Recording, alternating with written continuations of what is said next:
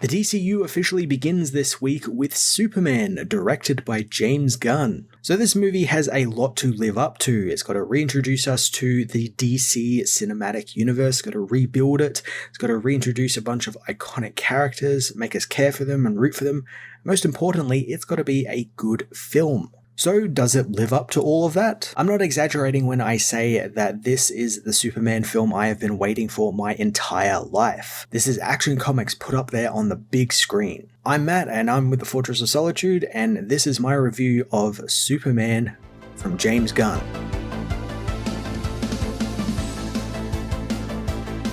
There's going to be spoilers all through this video, so you have been warned. There's going to be a big spoiler thing right here that says spoiler, so you can't complain if you get spoiled. Superman drops us right into the middle of it all, literally, as the movie opens with a sequence we've all seen of Superman landing in the snow and being dragged to the Fortress of Solitude by Krypto. There is a little bit of a kind of like Star Wars crawl, for a better lack of the word. It's not really a crawl, it's just like text that appears on the screen. And it kind of explains the world that we're in, the world that has metahumans and has for 300 years, and how Superman arrived on Earth and then stepped up 3 years ago to become Superman.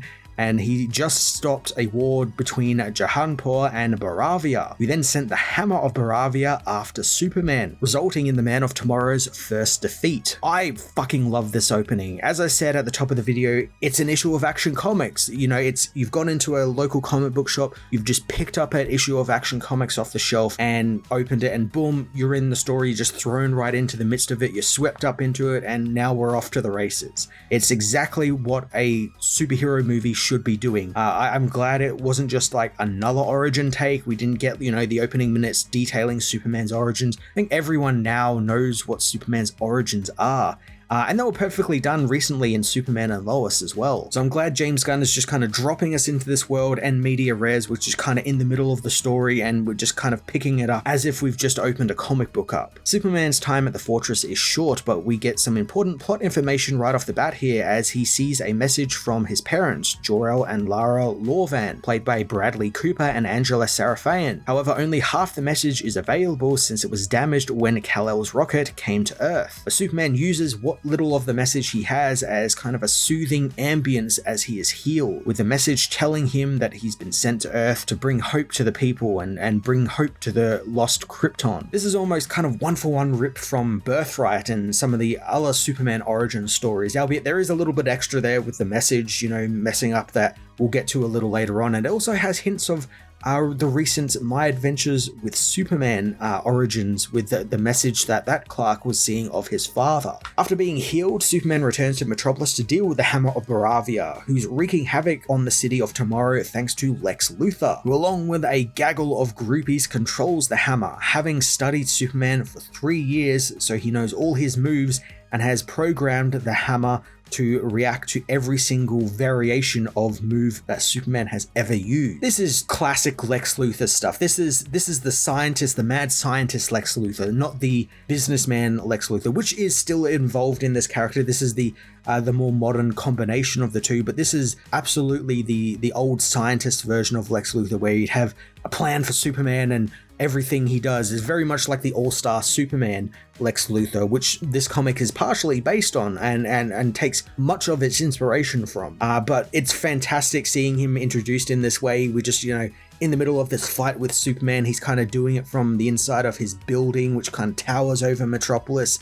No one knows he's doing it at all. So he's kind of doing it in secret and kind of passing it off onto like his lackeys, who I really love throughout the entire film. They're just around him constantly. And there are actually a couple of characters from the comics in there. There's Desmond and Dean Farr, who in the comics become the character known as Tiger Man. And there's also Stephen Blackheart, who plays Sidney Happerstein, a assistant scientist to Lex Luthor from the comics. And he looks exactly like he does in the old comics, with the big mustache and the big glasses. Superman ends up getting his ass handed to him and is helped up by some people once he hits the ground, specifically a falafel vendor named Malik, whom Superman saved the brother of a few years prior and gave Superman some free falafel. So Superman remembered him. This reminded me of a character from one of my favorite Superman stories, Up, Up and Away, by Kurt Busiek and Jeff Johns, and that is in that story, and it's a very small part of this story, but Superman meets with a pretzel vendor in Metropolis, and it's very much the same situation here. The pretzel vendor recognizes Superman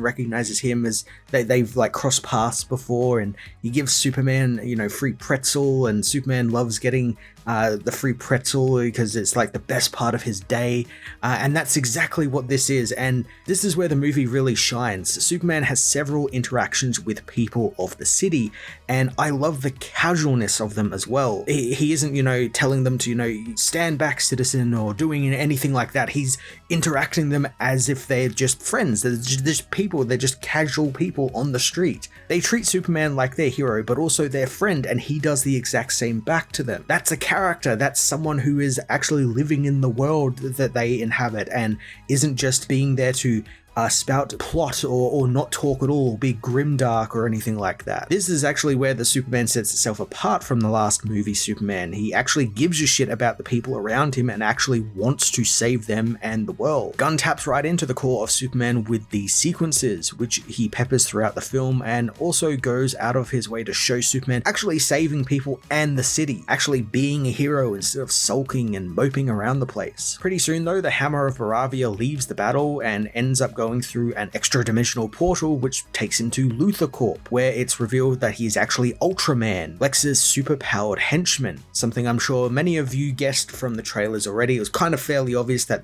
the Hammer of Baravia was kind of an inside job from Lex, and is used as an excuse just to beat up Superman without making it look like he's actually the one doing it. The rest of the movie begins opening itself up here as Clark returns to work at the Daily Planet, and we're introduced to Perry White, Jimmy Olsen, Cat Grant, Steve Lombard, Ron Troop, and Lois Lane. And I really like her intro here. It's not some big reveal of her like coming out of the elevator or something like that.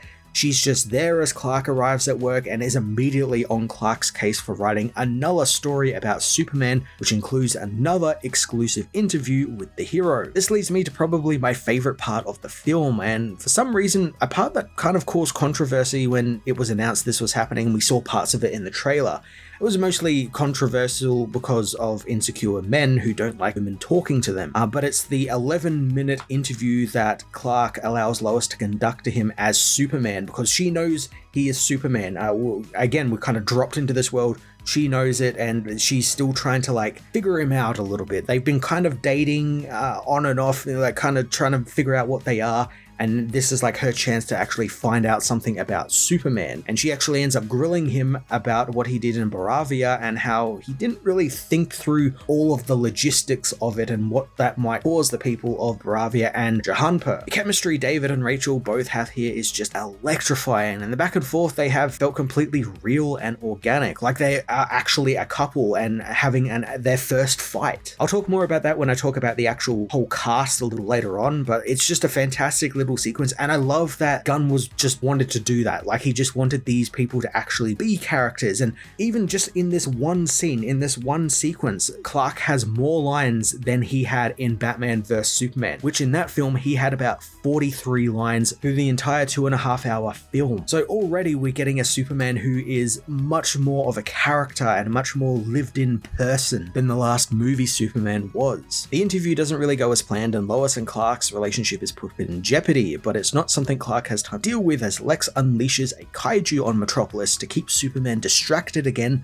as he has tasked Engineer, played by Maria Gabriela Di Faria, to track Superman to his Fortress of Solitude, and she's managed to discover the Arctic hideout, and Lex plans on raiding it to find the alien secrets. The kaiju fight is a lot of fun and is kind of used as the vehicle to introduce us to the Justice Gang, Green Lantern, Hawkgirl, and Mr. Terrific, the Maxwell Lord-sponsored superhero team who turn up and try to help out, but they end up killing off the creature despite Superman trying his best to try and figure out a way to move the creature out of the city and help it. He actually mentions trying to take it to an intergalactic zoo like he has in All-Star Superman, and it's just great seeing Superman trying to figure out how to deal with something that doesn't require him to just punch it really hard. He's trying his best to like not hurt it and like trying to corral it like a piece of cattle, and he's also saving people from it. He saves a dog and a squirrel from it stepping on it. He saves a woman from being crushed, saves all these different people, and it's just so cool seeing him actually save people, which is is really insane thing to say about Superman, because that's like what he does. He saves people, and it's insane that it's been so long since he's actually done something like that in a movie. The Justice Gang, meanwhile, aren't really in the film all that much. The marketing makes it look like they're all over the film, but they really aren't. They're actually a very small part of the film. In fact, Green Lantern and Hawkgirl aren't in it all that much outside of this and a sequence near the end, and they're just kind of peppered through in just background sequences, more or less. Mr. Terrific is in the film a little bit more than the others, and interestingly enough, he gets paired with Lois this time around, and it's an interesting pair. With them sort of discovering what Lex is up to and what he's doing. It's a fun pairing for them, and I really enjoy Edie Gathegi as Mr. Terrific. He is wonderful. He's so over everybody's bullshit because, you know, he's goddamn Mr. Terrific. He's one of the smartest men in the world, and he's tired of everybody's shit. He does the same thing that Amanda Waller does, where she gives you this look of just like complete and utter, like, I am so done with this bullshit. And Edie does it so well, just this like dead-eyed look he has as Mr. Terrific, and perfectly in character for him. Mr. Terrific's someone who's not really known for his emotions and tries to leave them out of his superheroing. Anyway, Lex's plan works, and he raids the fortress, killing all of Superman's robots and finding the broken message from Jor-El and Lara, and having the engineer use her nanobot powers to hack into the Kryptonian computers and take the message and repair it, revealing the message's true meaning, something which he wants to use against Superman. They eventually leave the fortress, but not before kidnapping Krypto, which he plans on cutting up and figuring out how the dog ends up working as well. So I'm going to talk about something I didn't really like about the film, and that's how it moves at times, since it feels like it's moving at a rushed pace here and there. Like, we got to get to here to go to there in order to be here, sort of thing. It doesn't always do that. It does slow down from time to time, but there are parts throughout the film where it does that, and it just kind of needs to just chill out for a moment. I can see this being a problem for a lot of people, and I didn't particularly like it, but I'm also looking at it from the perspective of someone who reads comics every day, so I get how and why it's paced like this, because it is very much paced like a comic book. So anyway, the plot takes a really cool turn here as Lex shows the message he stole from the Fortress of Solitude on the news, revealing Superman was sent there to rule over the people. This has shades of My Adventures of Superman in it here, where Clark learns in that animated show that he was actually the precursor to an invasion from Krypton, but Krypton never got there since they were destroyed. I'll need to watch the movie again, and I will be, but I think it's also implied to be real, like the message is a real thing, and it's not something that was heavily doctored or made from AI by Lex, even though a lot of characters actually cite that, Lois included. This sends Superman into a bit of a spiral, since it's completely upended his life and what he thinks he is meant to do there on Earth. It also puts the government on his ass, as Rick Flag Sr., played again by Frank Grillo, gives the go-ahead for Lex and his Planet Watch, which I guess is basically just going to be the proto-Storm Watch, to bring Superman in and imprison him in Lex's private prison in the A Pocket Dimension, a place where he keeps all of the people he's wronged or people that other governments who have paid him have wronged, and this includes people like critics or ex-girlfriend. He also has a group of monkeys in there that he's enhanced with his technology, and they are all using computers to post non-stop hate for Superman on social media, manipulating how the public sees him. And Lex makes reference to all of the hate a couple of different times throughout the movie, and the way he talks about it, it very clearly is like him manipulating everything. And I kind of wonder if there's like a bit of a meta commentary there, because this film, if you haven't been keeping up with the social media, has been bombarded by I'm just going to call them Snyder cultists, because that's exactly what they are, because it's not what they want, and they of course will just throw a tantrum over not getting what they want. And that's exactly what is happening here with these monkeys, with them just showering Superman on social media with different hate and just kind of trying to drive the public perception of him down. Also, the idea of like somewhat intelligent monkeys, you know, enhanced by technology, using computers to post on social media, that's a total Grant Morrison thing. That's like a very weird thing Grant Morrison would do, and a very all-star Superman Lex Luthor thing to do. It's also here that Superman meets Metamorpho, played by Anthony Carrigan, who has been captured by Lex, and his son Joey is being held hostage so that Rex will do whatever Lex says, like make kryptonite to keep Superman docile. So let's talk about the kryptonite in this film. So I usually hate how kryptonite is portrayed in live action, since usually the glowing rock is shown to Superman and that's when he is immediately crippled and can't move and can't get up or anything. It's, you know, the whole thing, they show it to him and then he's like laying on the floor like writhing in pain and that sort of stuff. Here James does that, but he portrays it with a kind of new and interesting way, since the kryptonite here has a visual effect, since usually when it's done it doesn't particularly have a visual effect. Usually it's just the actor sort of writhing on the ground and maybe they'll put some veins on his face or something like that, but it's mostly just the actor acting it out. But here we get a little bit of a visual effect in what it does to Superman, and it's one that actually kind of has a logic to it, since after all it's radiation. It's radioactive pieces of his homeworld and it burns and eats away its cells, you know, like normal radiation does.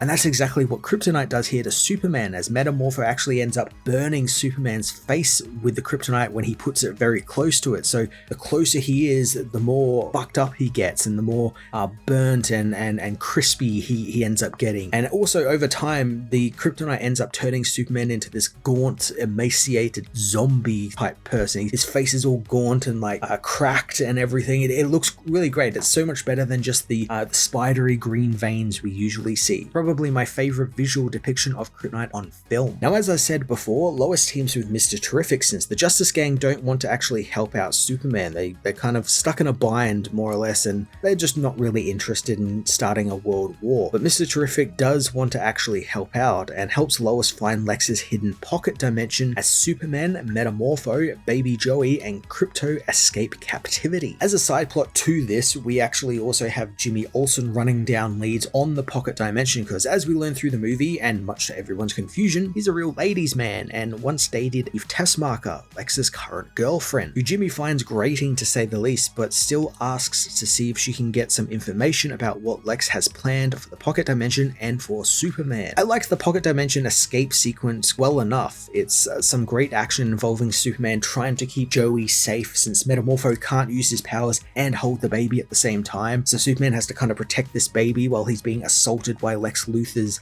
soldiers. And he falls into a river of protons, and that's where I kind of got lost with the scene, because it just becomes a little ugly because the protons are all like pixelated little light blocks, and it's just very visually unappealing to me. It's very visually noisy and I didn't really like looking at it, and you could kind of get lost of like where the geography of everything was, which is really strange because the movie does a really good job of telling you and showing you like the environment you're in and like where you are in the sequence and where you're going to head next. It was just kind of out of nowhere that we get this scene where Superman's, you know, dumped into this proton thing and swept towards a black hole, and it's just not very visually appealing to me.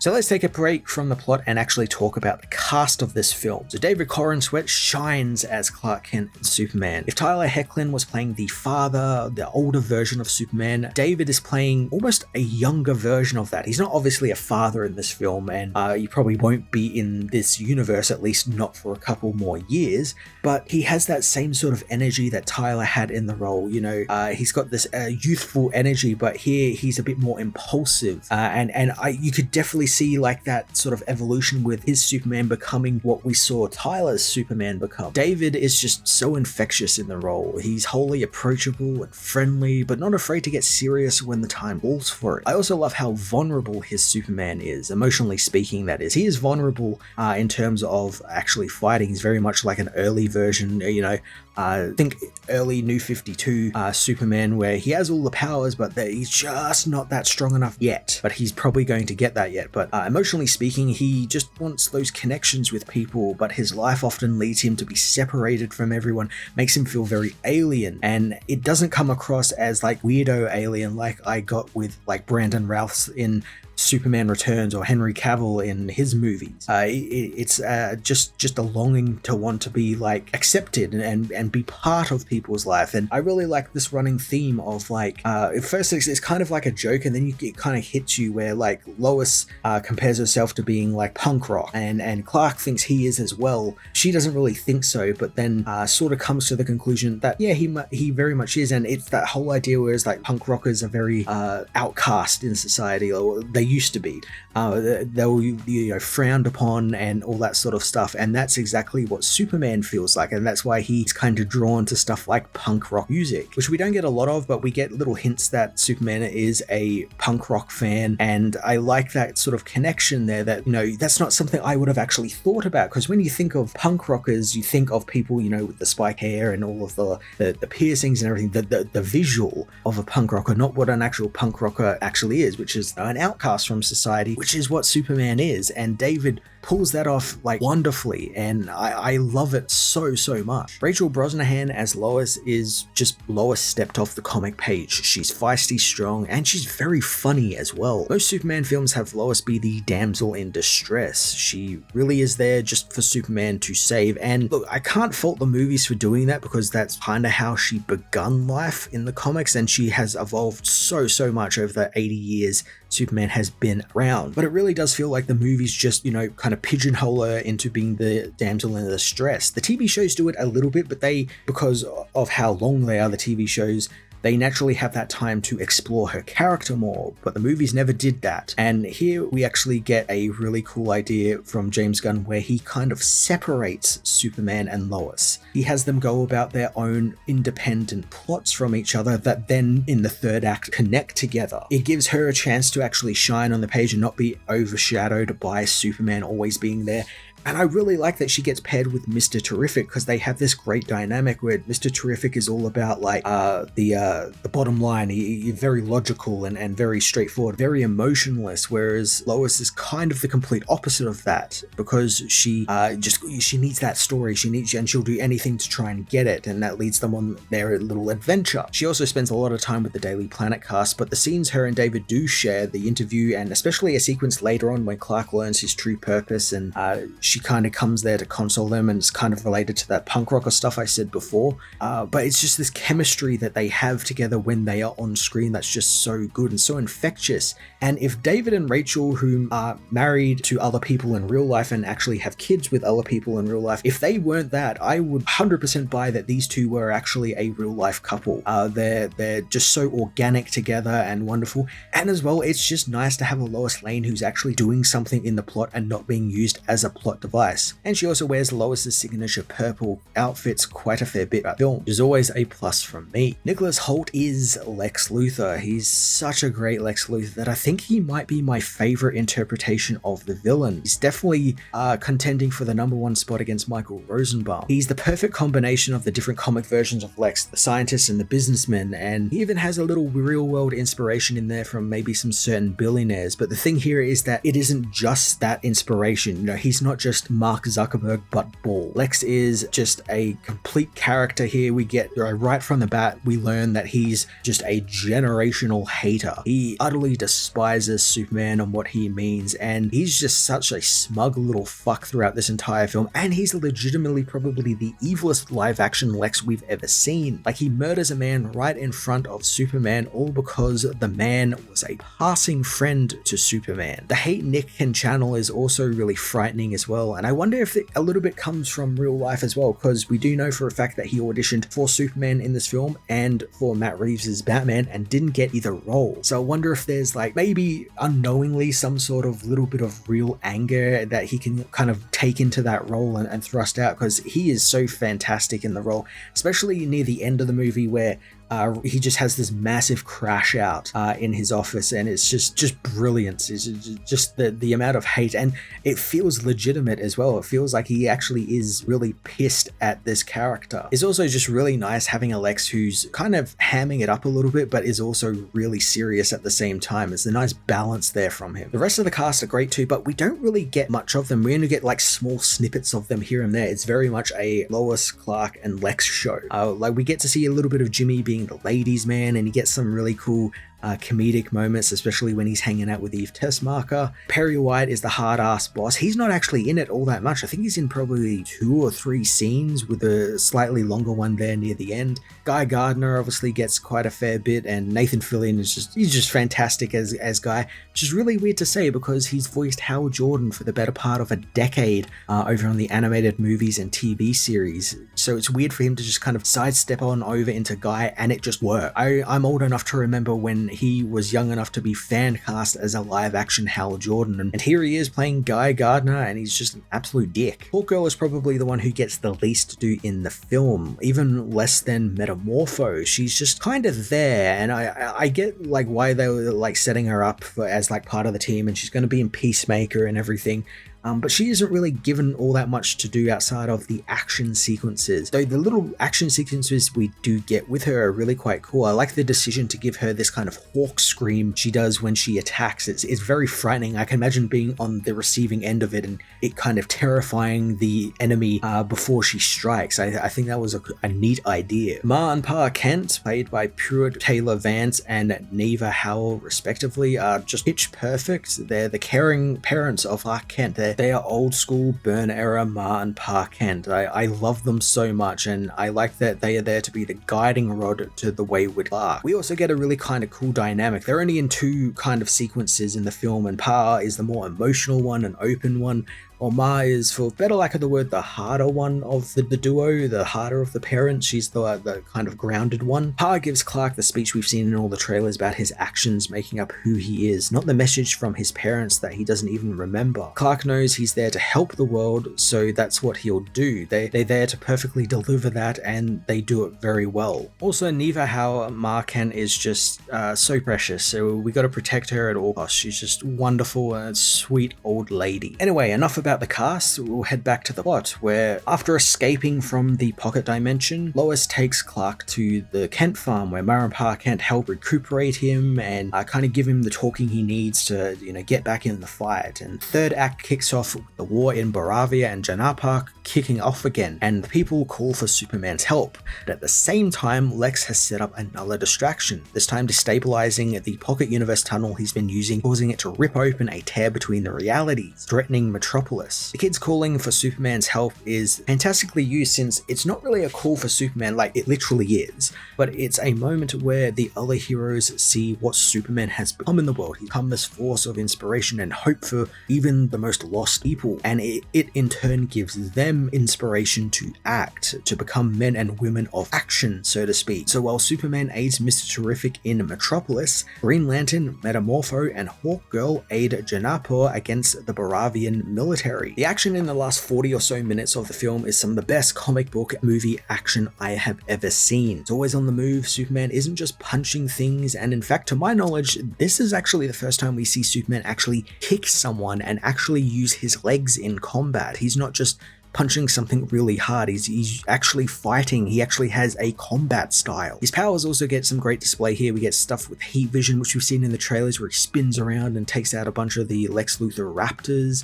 He uses his freeze breath a couple of times to like push him and some of the other people around the battlefield. And he even uses his own body as a weapon. And he has this really great moment where he's fighting the Engineer and Ultraman in the middle of a baseball field, and because the Engineer is connected to him via her nanites, he is able to like kind of flip around and sort of do a barrel roll and use her as like a wrecking ball against Ultraman. It's such a really cool idea, and one that blows my mind that it's not just Superman. He flies in and he punches something very hard. Like, this is a Superman who can fight, and fight really well. A big turn comes during the fight with Engineer and Ultraman, where Engineer floods Superman's body with her nanites, intending on killing him by filling his lungs and eyes and effectively suffocating him. But in order to get it off, Superman flies himself, Ultraman, and Engineer high into the sky, using friction to begin to burn it off before entering the upper atmosphere, where both uncovered villains begin to suffocate themselves, only to be knocked out once Superman slams hard into the ground, causing the nanites to go offline when Engineer is knocked unconscious. Engineer's another character who kind of is in the film and serves her purpose, and then just kind of goes away. We don't really know what happens with her, unless it's said in like an offhand comment. I think she ends up getting away, and I imagine she'll turn up somewhere else, and it'll be the prelude to the Authority in some way, because throughout the movie it is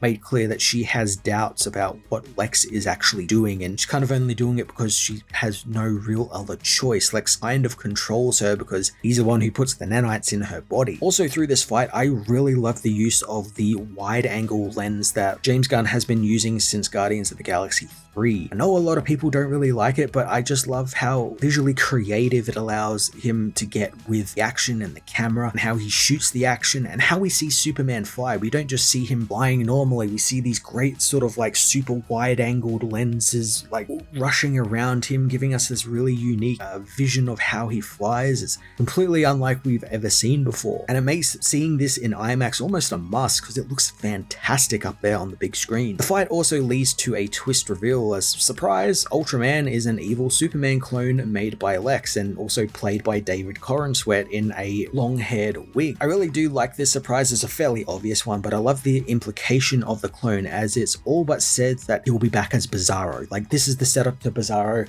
This is usually how Bizarro is made. He's an imperfect Superman clone created by Lex that turns and becomes the inverse of Superman. He also doesn't die in the film. He gets sucked into a black hole, which I guess is going to be how they set up Bizarro World, or like maybe he gets transported to a different dimension and it is Bizarro World, and we'll see him again somewhere later down the line, and he'll be in a inverted purple and dark magenta Superman suit. While Superman deals with the action side of things, Lois and the Planet team break the story on Lex being a traitor to America and how he was funding Baravia in order to get a piece of Jahanpur for himself in order to make his own tech empire nation. Basically, this is all a rather elaborate way so he could kill Superman in a legitimate way and prove that he isn't the hero he thinks he is, but thanks to Miss Tessmacher's photos, which she sends to Jimmy, and he thinks he's just gotten her Instagram camera roll. However, when Jimmy and Lois begin to look over the photos, they find pieces of info that, when put together with other photos, reveal what Lex is up to. As the story breaks, Superman confronts Lex, and there is a fantastic moment where Superman is just kind of listening to him have big crash out in his office here, and he's got his arms crossed over his chest, and he's just standing there listening to this villain rant. And I had this moment where, it's one of many moments I've had throughout this entire film, where I just looked at David there on the screen and just went, that's fucking Superman. That's 100% Superman. He's real. He's real now. Lex is arrested after being roughed up by Krypto a la Loki and Hulk in the first Avengers movie, and the movie begins wrapping things up. World finding out Lex lied about Superman, and World going back to liking Superman, and Lois and Superman reuniting for a wonderful kiss, and a great bit from Perry and Jimmy where Lois kind of sneaks off with Superman to give him an interview, quote unquote, but Jimmy and Perry both know that they are actually hooking up with one another. And so the movie wraps up, Superman back in his fortress, healing up from his adventures. Supergirl makes an appearance, drunkenly stumbling into the fortress after visiting a planet with a red sun in order to get drunk. She's there to get Krypto as he's joining her over in her own movie next year, and it's a fun little surprise. I kind of figured she'd be in the film to set that up. Kara's costume looks perfect. It's just basically the one David wears, except it's got the skirt and the high boots, and Millie Alcott plays the part really well. It's very quickly, and it's literally the opening of the Woman of Tomorrow book. She goes off to another planet to get drunk, and that's where that adventure takes her. She dips in and out of the movie, and Superman is left to rest up looking over messages from his family, although this time it's not his Kryptonian family, it's his Earth family, and we see some really sweet home movies of the Kents and him enjoying time and enjoying his childhood. It's just a really nice way to end the film, as well as an Iggy Pop song called Punk Rocker plays. Now, I fucking love this film. This is everything I ever wanted in a Superman film, and even some things I didn't know I wanted until I saw them there on the big screen. At times the movie did feel a little bit rushed, and there was one or two action sequences that didn't really gel with me just because I found them very visually noisy, but this was one hell of a film and I had a blast with it. Be sure to tell me in the comments below what you thought of the film, what you liked, what you didn't like, and what you would like to see become of the DCU, and what characters you want to see in this new cinematic universe. I'm going to give Superman a 9 out of 10.